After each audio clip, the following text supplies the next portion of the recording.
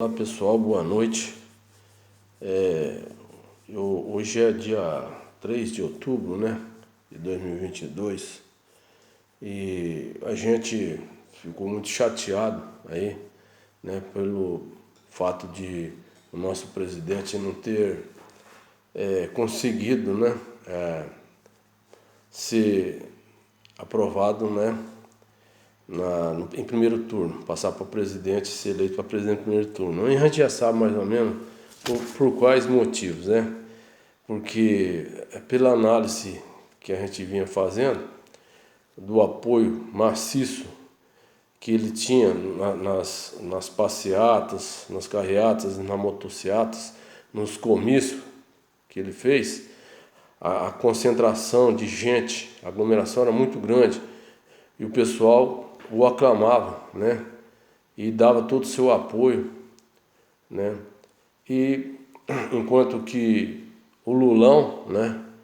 O esperto, em seus comícios lá, ia aí lá uma dúzia e meia de gato pingado, muitos deles que iam lá estavam sendo pagos, né? Com pão e mortandela. Mas, e também os seus asseclas, né? Que fazia o volume lá. Mas é muito, assim, em relação ao nosso candidato, era uma coisa que não dava nem para comparar. Então, disso aí a gente deduzia, né? E também pela mídia, pelo maciço apoio que ele tinha na mídia, né? No WhatsApp, no YouTube, e Twitter. A gente via que realmente ele estava na frente. Embora as pesquisas compradas, né? Por esses encomendados aí para esses institutos de pesquisa, né? Muito bem pago, e já com resultado, né, combinado, indicava que Lula estava na frente, não sei o quê. Bom, mas vamos deixar isso aí para outras coisas. O fato é o seguinte, eu recebi hoje aqui uma manifestação de um conhecido meu, né? E ele é lulista. Ele é um cara lulista. Eu já tentei, passei vários vídeos para ele, né? Tentando demover ele dessa ideia, mas ele parece que quando entra na cabeça não sai fácil não. Então ele mandou para mim aqui um questionamento e eu fez dois questionamentos aqui. Eu não vou citar o nome da pessoa, né? Porque isso a gente não pode, né? Mas aquele questionamento aqui que ele falou para mim é o seguinte: quem está promovendo a guerra são os bolsonaristas.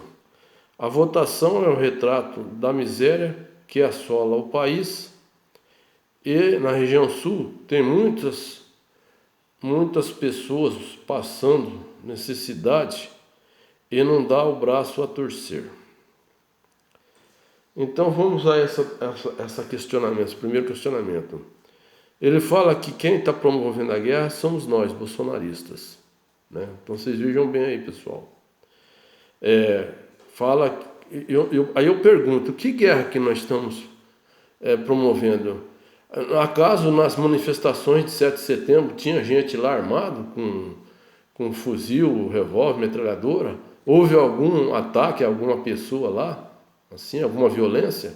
Naquela multidão enorme que tinha em Brasília, no Rio de Janeiro, São Paulo e nas outras grandes cidades, tudo foi numa harmonia perfeita. O pessoal numa comunhão de interesses, né? Pela paz, pelo bem da nação, pela justiça, entendeu? E pela liberdade nossa. Nós estávamos lá para isso, para defender a nossa liberdade. E não querendo guerra com ninguém. Porque quem causa a guerra, quem quer a guerra, a gente vê logo, né? A insinuação que se faz, os manifestantes de esquerda, quando eles fazem as suas manifestações, né? A gente vê lá que eles insinuam a violência, insinuam a provocação, insinuam a depravação, né? Ficam nus, defecam diante de templos religiosos, né? Propagam ódio, eles sim, e ficam acusando a gente. É aquela tal história, eles acusam a gente do que eles são, né? Mas então, aí ele fala aqui ainda nessa primeira questionamento aqui, que A votação é o retrato da miséria que assola o país, e no Sul tem muitas pessoas passando necessidades e que não dá o braço a torcer. Pois é, então aí, primeira coisa, a gente tem que ver o seguinte, essa votação, eu vou falar para você, para mim as urnas foram realmente fraudadas, o resultado das urnas. Então eu acho, são vários os indícios que levam à minha conclusão. Não vou discutir aqui agora, mas que tem. E aqui o segundo, que ele fala aqui, que tem muitas pessoas no Sul passando necessidades e que não dá o braço a torcer. Vejam bem, pessoal, se tem pessoas passando necessidade, obviamente deve ter, né? Mas fruto do quê? O que foi o lockdown aí, tão combatido por Bolsonaro, pedindo para as pessoas, né, que pregavam o lockdown, para que todo mundo ficasse em casa, Bolsonaro indo contra isso aí, falando, ó gente, a economia também é importante, as vidas humanas são importantes, mas se não tiver comida, não tiver quem produz comida, não tiver como a gente conseguir o alimento com o trabalho, a morte vai vir também, porque a gente morre de fome, né? E também existe contas a vencer, um monte de coisa que pode levar a pessoa também numa ruína. Então isso aí é fruto do quê? De mentes insanas que propagaram essas ideias absurdas de lockdown por uma falsa pandemia, diga-se de passagem. Porque essa pandemia é uma gripe mascarada aí, que eles fizeram puta de um alarde em cima disso, puseram medo, fobia na população, né? E exploraram bem isso aí, souberam explorar bem, fizeram até uma CPI, né? E para apurar os desvios, as coisas erradas, essa CPI não serviu para nada. Então tá aí a resposta também. Agora, outra coisa aqui que ele fala é aquela tal história, a pessoa que fica culpando, querendo culpar o presidente de tudo quanto é desgraça que acontece, que muitas dessas desgraças é resultado de ações de terceiros, de pessoas, de gestores passados, né? Prefeito ruim, governador ruim, presidente ruim, como a Dilma, o Lula, né? Que fizeram coisas erradas aí, roubaram demais, né? Saquearam a nação, e o dinheiro que era para ser aplicado na saúde pública, por exemplo, na educação, né? Na segurança, deixou de ser aplicado e foi encher os bolsos deles lá, pô. Isso aí, o brasileiro tem que lembrar disso aí, não pode esquecer. Vai esquecer as pessoas que padeciam nos corredores dos hospitais, né? Ali, sem socorro, sem ter um medicamento, um esparadrapo lá, por falta de verba, sendo que a verba está sendo tudo desviada. Será que os pessoal não lembram disso aí? Gente, o que é isso, pô? Mas, e vim querer defender bandido agora, como? Aqui ele ainda fala assim, ó, o Bolsonaro perde para qualquer candidato que confrontar. O problema não é o Lula, é ele mesmo. Eu mesmo não encontro nele nenhum adjetivo qualificativo.